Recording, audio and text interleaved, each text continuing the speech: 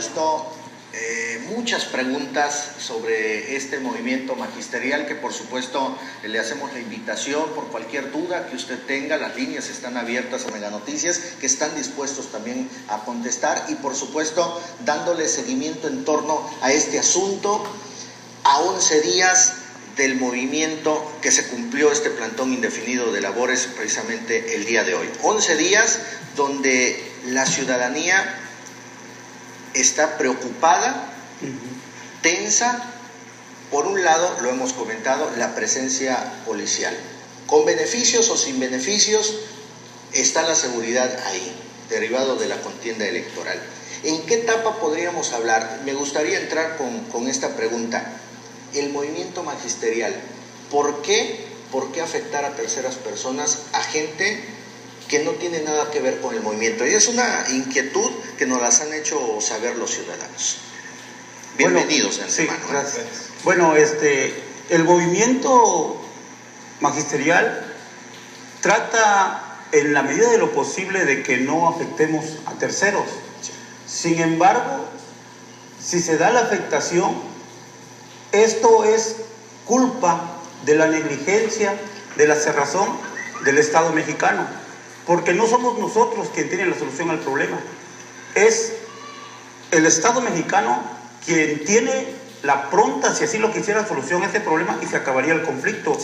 Pero como hay intereses de por medio, intereses que obligan al Estado mexicano a que no se le dé solución, porque está de por medio la privatización de la educación, y esos intereses son los poderes fácticos que están representados en esta agrupación de mexicanos primero, donde están los hombres más ricos del país, los Coppel, los Emilio Azcárraga, los dueños de Banamex, Maseca.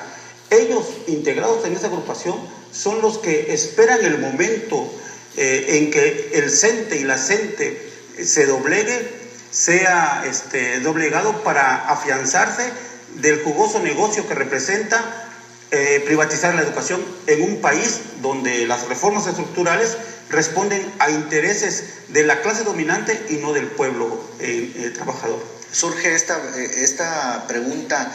Tanto se manejó en los primeros días del movimiento magisterial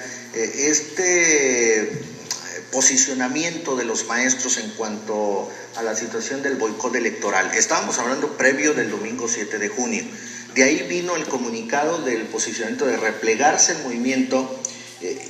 ¿Por qué se determinó esta situación cuando una de las demandas era precisamente pues no dejar instalar casillas? Es un posicionamiento que en el principio ustedes tenían bien claro, ¿no? Esa es una muestra de que el magisterio de la CENTE tiene como convicción primera el diálogo. O sea, el replegarnos, el no boicotear las elecciones, responde a una propuesta de gobernación. Se nos dice, bueno, dejen que las elecciones fluyan, y un día después nos sentamos y avanzamos en la negociación y resolvemos el conflicto. Así se nos dijo, y por eso aquí hay pruebas fehacientes de que el domingo, el día de las elecciones, los maestros no hicimos nada por boicotear las elecciones. ¿Qué hicimos? Llegar a los medios de comunicación y desde ahí invitar a la población a que no saliera a votar. Pero no hubo de nuestra parte quema de casillas o tratar de impedir que la población llegara a las urnas. ¿Por qué? Porque privilegiamos el diálogo. Pero otra vez fuimos burlados, como lo ha hecho siempre el Estado mexicano en todos los conflictos fuertes. Recuérdese que Emilio Chofet fue secretario de Gobernación e incumplió los acuerdos de San Andrés con los pueblos indígenas. Hoy este señor está en la SEP, es un abogado, no es un pedagogo, no es un maestro, está en la SEP, y claro, la estrategia ha sido la misma. Y sin embargo nosotros, pese a esa burla, pese a ese engaño, no hemos accionado como tenemos la capacidad de hacerlo, porque estamos exigiendo que se cumpla esa palabra dada y nos sentemos a negociar y destrabar el movimiento. Este posicionamiento de positivismo en cuanto al diálogo no es generar un doble discurso cuando el día de ayer hizo este llamado el gobierno federal y sin embargo hoy se toma esta etapa de rebeldía, este posicionamiento de rebeldía, que incluso el movimiento todas las protestas que se van a realizar van a ser más radicales, y lo vimos el día de hoy, ¿no? No, porque el gobierno quiere negociar con el ultimátum de regresar los maestros al aula. Y si ya fuimos burlados una vez, el 7 de junio, ¿qué nos garantiza que no volvamos a ser burlados nuevamente? O sea, irnos a las aulas y luego incumplir con la negociación. Pero nosotros sí nos queda claro una cosa, o sea, la declaración de guerra que ha hecho el gobierno se lo ha hecho una organización que no es delincuencial, como dicen ellos. Ahora los maestros no luchamos ni siquiera por aumento salarial ni por aguinaldo, aunque son legítimas esas demandas, han quedado en el olvido porque ahora el riesgo es latente de privatizar la educación, y nosotros estaremos siempre defendiendo ese espíritu que tenía la Constitución en el artículo 3 de una educación pública, laica y gratuita, y que ahora se ha trastocado y abre las puertas a la iniciativa privada, como pasó en Chile. En Chile en estos momentos el magisterio y los estudiantes luchan por rescatar lo que no pudieron defender en su momento. Nosotros no queremos que nos pase lo mismo. Nos queda bien claro que estamos ante un Estado fascista, no se vayan a espantar. México no es un país democrático. Si fuera democrático, no hubieran 80 millones de pobres, ni hubieran desaparecido 43 estudiantes, ni tuviera el presidente una casa multimillonaria, mientras millones de mexicanos no tienen ni para comer. Entonces, no es democrático este país. Nos queda claro que la presencia de militares, de la gendarmería, de la Policía Federal, es un aviso latente de que podemos ser reprimidos. Y en esa represión nosotros podemos perder a compañeros, incluso perdiendo la vida. Pero ese riesgo lo vamos a correr, porque si no estuviéramos dispuestos a correrlo, créanme que ya hubiéramos replegado. Pero sabemos que nuestra lucha es noble y sabemos que el pueblo lo entiende, porque el pueblo vive en carne propia todas las calamidades de ese gobierno. Oigan, todas las reformas estructurales no son para beneficiar al pueblo, se benefician ellos. La reforma energética depreda nuestros recursos naturales y arrebata de sus tierras a los campesinos. La reforma laboral los convierte en esclavos modernos a los obreros. La reforma educativa privatiza la educación y nos convierte en empleados a nosotros. Pero aquí tocó con roca el gobierno. Aquí nosotros nos morimos en la raya. Aquí, aunque ellos digan, aunque llenen de gendarmería el sureste, el sur también existe, dice Mario Benedetti, y lo vamos a demostrar. No hay un magisterio dividido cuando hablamos que se sumó solo el 20% de la sección 40. Hablamos del magisterio estatal. El magisterio federal, efectivamente, hay unas escuelas que están dando clases. Muchos han afirmado que es una mínima parte del magisterio que está movilizándose. Pues respecto a eso, pues sí, el magisterio ha trabajado siempre en unidad. Estamos trabajando en esa ruta, tanto la sección 40 como la sección 7, pues estamos organizándonos precisamente para poder enfrentar esta embestida del Estado, y pues muchos maestros todavía están en ese proceso de organizarse desde sus escuelas, desde sus delegaciones sindicales, e informar a los padres de familia, y pues en los próximos días se van a sumar muchos maestros más a este gran movimiento, y pues la sección 7 y 40 siempre han trabajado de manera organizada y pues no hay ningún rompimiento respecto a esa parte. ¿En qué fase del movimiento estamos hoy en día? Porque después de esta etapa de rebeldía que se declaró el día de ayer y que se iniciaron hoy con estos movimientos ya un poquito más radicales, la gente está tensa. ¿Qué le podrían decir a la sociedad? Porque al final de cuentas hay ciudadanos, y por eso inicié con la pregunta, ¿por qué dañar a terceras personas? Vemos las imágenes, están y las hemos pasado, no estamos a favor ni en contra de nadie, somos un medio de comunicación y decimos las cosas como son, pero hoy la tensión, ¿no les preocupa esta situación ante la presencia de la Gendarmería, de la Policía Federal? Claro que nos preocupa, y nos preocupa porque, como les decía, la represión es latente, pero la solución no la tenemos nosotros, la solución la tiene el gobierno. Nos acusan de que no queremos evaluarnos, y eso es una gran mentira. Ellos, en la reforma educativa, es bien claro que ellos conciben a la evaluación como medición, y eso es un absurdo, Nosotros no podemos oponernos a la evaluación porque la evaluación es parte inherente en el proceso de enseñar y aprender, es algo natural. A lo que nos oponemos nosotros es a este absurdo que se lo voy a comentar. Ellos, con un examen objetivo, una prueba estandarizada de 100 reactivos, pretenden evaluar al niño que vive en las lomas de Chapultepec, que sus condiciones económicas y sociales son diferentes a las de un niño que vive en los altos de Chiapas, o acá en el kilómetro 4, que sobrevive entre el hambre y la miseria. Entonces, óigame, ¿con qué argumentos pedagógicos puede ser válido un examen de esos si están estandarizando? Y no hay nada más injusto que hacer partes iguales entre desiguales. Nosotros decimos, evalúanos, pero evalúanos de acuerdo al contexto donde estamos. Si el niño es indígena, no lo evalúes con una prueba que está en el idioma español, porque su idioma no es ese, su cosmogonía es otra, su visión del mundo es diferente. Y eso no lo concibe la reforma educativa, porque es una reforma que, les decía, no responde a intereses pedagógicos, responde a intereses mercantilistas y empresariales. Nos quieren comparar con Finlandia, pero Finlandia, los ambientes de aprendizaje de Finlandia son abismales si tomamos en cuenta aquí en la capital. Escuelas sin luz, sin drenaje, hablan del internet y no tienen conectividad, les entregan las tabletas, pero si no tienen internet, ¿para qué diablos quieren las tabletas? O sea, y en Finlandia, en un aula, un maestro atiende 20 niños, y en México un maestro atiende 45 niños, sin importar que ahí haya niños con diferentes capacidades intelectuales. En Finlandia, esos niños con síndrome de Down, mutilados, ciegos, los atiende otros maestros y solamente atienden a 20 niños. Entonces, ¿cómo querer compararnos a los países del primer mundo si las instalaciones de México educativas son del tercer mundo? ¿Pero por qué? Porque usted puede comprobar quiénes están al frente de la educación. Chaufuete es un abogado. Acá, en Chiapas, hay ingenieros, hay médicos al mando de la educación, no saben nada de pedagogía. Esa es la gran simulación que hace este gobierno. Pero nosotros, que somos maestros, que nos hemos preparado para dar clases, sabemos que un niño aprende de diferente manera y que en el proceso educativo impacta mucho el nivel económico y cultural de donde se desarrolla el niño, o sea, su ambiente familiar y su ambiente escolar. Los líderes, en este caso del movimiento, están llevando agua a su molino.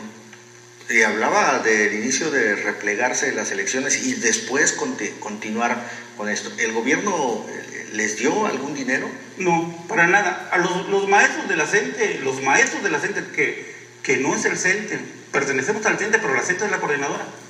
No, nosotros, si usted ve en el plantón, los maestros sobrevivimos con nuestras propias condiciones económicas. Nosotros los maestros no somos hijos de empresarios ni hijos de políticos. Los maestros en su mayoría provenimos de gente de la clase baja, campesinos y obreros. Estamos acostumbrados a sobrevivir con una dieta de tortillas y frijoles, y si así sobrevivimos en el 2013 casi 3 meses, hoy estamos en esas condiciones para entrarle a esta guerra que se nos declaró. Maestro, le voy a hacer una pregunta así a grandes rasgos. La ciudadanía está temerosa, está tensa de toda esta situación que se ha vivido en los últimos 11 días. Hoy, con la presencia policíaca, esta tensión ha incrementado. Sin embargo, insisto mucho, ¿por qué afectar a terceras personas cuando ustedes están libres de manifestarse? Nadie se los impide, pero ¿por qué la sociedad lo limita en hacer su libre tránsito? Usted insiste en eso y yo insisto en mi respuesta. Si el gobierno fuera un gobierno que velara por los intereses del pueblo y ve que un conflicto magisterial está lastimando el libre tránsito de la sociedad, pero en sus manos está la solución, no en las nuestras. O sea, el paro es culpa del Estado mexicano, no es culpa de nosotros. Y usted, los argumentos que yo le di, el por qué luchamos, cualquier académico, cualquier pedagogo, cualquier gente que sabe de educación me entiende, sí. Porque nosotros no nos oponemos a la evaluación, pero mira qué absurdo. ¿Quiénes pretenden evaluarnos? ¿Quién es Peña Nieto? Es un analfabeta funcional, y no es mentira, En la Feria Internacional del Libro en Guadalajara evidenció ante el mundo que no ha sido capaz de leer un solo libro. Nada más leyó pasajes de la Biblia, así lo confesó. ¿Y quiénes son los diputados y senadores? Algunos tienen primaria, otros secundaria, pero no todos tienen una preparación profesional. Entonces, ¿con qué valor moral, ético pueden decir, sabes qué, maestro, tú no tienes capacidad para estar frente a grupo y te vas? Óigame, eso es un absurdo. Sí, y precisamente el señor José Luis Pérez nos acaba de hablar y pregunta precisamente sobre este proceso de evaluación. ¿Por qué le temen al examen de evaluación? Es lo que pregunta él. Sí, mire, le digo categóricamente, no le tememos a la evaluación, ni estamos en contra de la evaluación. Eso se lo ha vendido el gobierno porque abusa de la desinformación que tiene el pueblo. Si en México estamos así es precisamente porque somos un país de analfabetas funcionales. La mayor parte del pueblo no se informa con Televisa, con TV Azteca, pero ¿qué contenidos da esa televisión? Promueve el racismo, la misoginia, la homofobia. Bueno, pero ahora entremos en la evaluación. Mire, nosotros no estamos en contra de la evaluación como tal, porque la evaluación es parte inherente, natural, imprescindible en el proceso de enseñar y aprender. Ellos, al no tener ningún conocimiento de lo académico, de lo pedagógico, confunden, y se lo dije hace rato, evaluar con medir. No es lo mismo evaluar que medir. Evaluar es todo un proceso, es un medio y no es un fin. No se evalúa para saber cuánto sabe un alumno, se evalúa para saber cómo aprendió, qué dificultades tuvo para aprender y de qué le servirá de aprendizaje en su vida. Ese es el principio de la evaluación, ese es el propósito de la evaluación. Ahora, aquí nos presentan una prueba estandarizada, enciclopédica, memorista, que solamente busca saber cuánto repite un alumno. O sea, ¿en qué año nació Emiliano Zapata? ¿Cuándo murió? Pero no busca que el niño sepa quién fue Emiliano Zapata, por qué luchó Emiliano Zapata, por qué lo mataron. Eso implica una reflexión de otro nivel. Y esa prueba solamente les importa las fechas y los nombres. Contra esa evaluación estamos nosotros y proponemos una educación alternativa que nazca de los intereses y necesidades de nuestros pueblos, que no es homogéneo en cultural. México y Chiapas es riquísimo culturalmente y la educación es estandarizada. ¿Por qué? Porque sí le conviene al gobierno. La educación no es neutral. La educación responde a intereses, tiene una intencionalidad, trata de formar preponderantemente el tipo de hombre que esta sociedad capitalista requiere, y nosotros estamos en contra de eso. Nosotros proponemos un tipo de educación liberadora. El proceso de negociación de las demandas específicamente que le competen al gobierno del Estado, ¿en qué proceso va? El gobierno del Estado aquí no tiene injerencia porque nuestras demandas son de carácter federal, es una reforma, pues, es una... Se iba a hacer una renegociación en cuanto al incremento salarial, en cuanto al Estado. Es lo que se venía manejando, que es precisamente por eso se manejó un acercamiento con el secretario de Educación, Ricardo Aguilar Gordillo. No, nosotros, lo del aumento salarial, sí. Nosotros, ahorita pasa a segundo término. Nosotros estamos luchando a nivel federal porque no solamente el gobierno federal le compete resolver este problema. Las demandas locales lo vamos a plantear con el gobierno del Estado, pero será, y así lo hemos acordado como CENTE, hasta después de haber solucionado la principal demanda, que es la abrogación a la reforma al artículo 3 y 73. Mientras no estamos tocando ninguna demanda local. ¿Por qué no luchar y hacer justas las demandas cuando vemos a miles de niños en Chiapas que están recibiendo clases pues en una galera?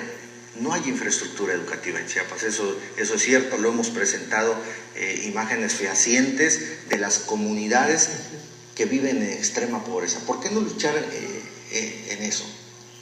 Pues esa parte pues también nosotros lo hemos demandado, ¿no? Que es una de nuestras demandas a nivel nacional, las condiciones en que los alumnos reciben su educación, pues prácticamente, como usted lo decía, hay escuelas en condiciones muy deficientes, ¿no? A niños que reciben clases en galeras, en lugares improvisados. Entonces, pues prácticamente pues es totalmente pues incorrecto, ¿no? Esa parte. Y nosotros por eso estamos también luchando por esa parte, no estamos nada más luchando para el beneficio de los maestros, sino es una demanda general, ¿no? El mismo pueblo está consciente, los padres de familia están conscientes que el problema no solamente es educativo, sino también social, ¿no? O sea, con las reformas estructurales pues prácticamente están afectando a todo el pueblo, y los padres de familia están conscientes de este proceso de lucha que nosotros estamos enfrentando, porque buscamos beneficiar también a los alumnos principalmente, en este caso pues la infraestructura, que es una de las demandas que tenemos como movimiento magisterial. Sabemos que en estos precisos instantes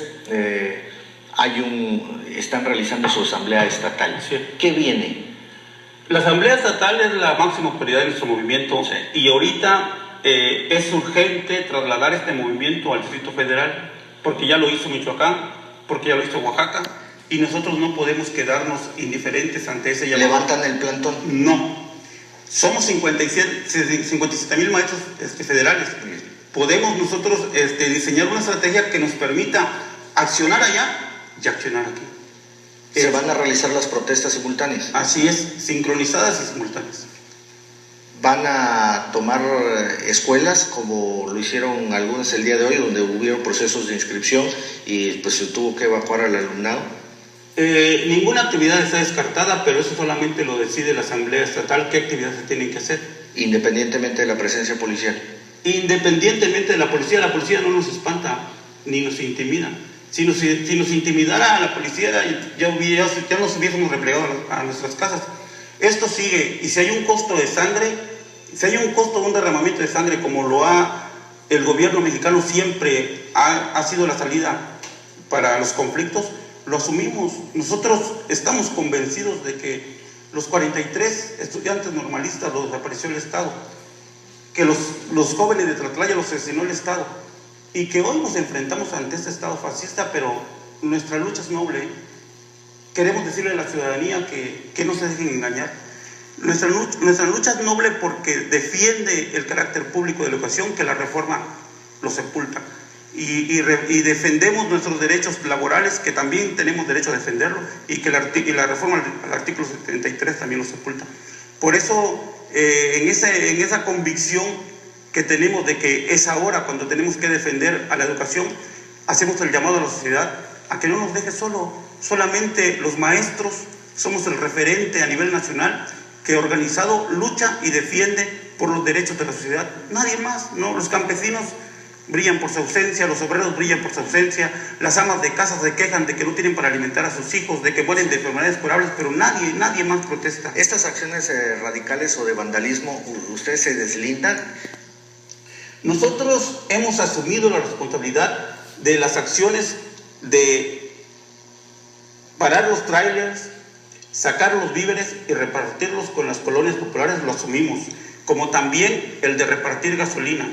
Pero los otros actos de vandalismo, esos no lo hemos hecho nosotros. Eso, el gobierno también tiene una estrategia bien diseñada para infiltrar a los movimientos, tratar de desprestigiarlos y abrir las puertas de la represión. Lo que nosotros hacemos, lo asumimos porque consideramos que el repartir la mercancía a gente hambrienta, como es el pueblo de México, no es un delito tan grave como el de desaparecer a 43 alumnos, como el de construirse casas millonarias, como el de orquestar una farsa electoral gastando miles de millones de pesos cuando todo es un circo. Esos sí son delitos. El ganar 230,000 como diputado y 350,000 como magistrado, mientras el pueblo sobrevive con 68 pesos diarios, eso sí es delito. Entonces, en los actos de vandalismo que el gobierno dice que cometemos, nosotros lo subimos en esos dos casos: el reparto de mercancías a la sociedad y la liberación de las gasolineras. Maestro José Luis Escobar y maestro Petronilo Ledesma Domínguez son miembros del Comité Ejecutivo Seccional de la Sección 7. Las puertas del foro de Meganoticias están abiertas. También hacemos extensivo el llamado también a las autoridades, en este caso del gobierno del Estado, al secretario general del gobierno, independientemente de las peticiones que son de índole federal, que estaremos dándole puntual detalle en cuanto a los avances. Les agradecemos mucho el haber estado con nosotros. Al contrario, mira, quiero agradecerte este espacio porque son pocos los medios a nivel nacional que se atreven a darle voz a los sin voz. Por lo general los medios se autocensuran y lo entendemos, ¿eh? Como te decía anteriormente, no vivimos en un régimen democrático. Carmen Aristegui es un caso que puede ser paradigmático en cuanto a la censura que el gobierno ejerce contra aquellos periodistas que se atreven a ejercer la libre expresión. Gracias. Les agradezco mucho y bueno, hasta aquí las noticias. Así son las cosas, Chiapas. Se las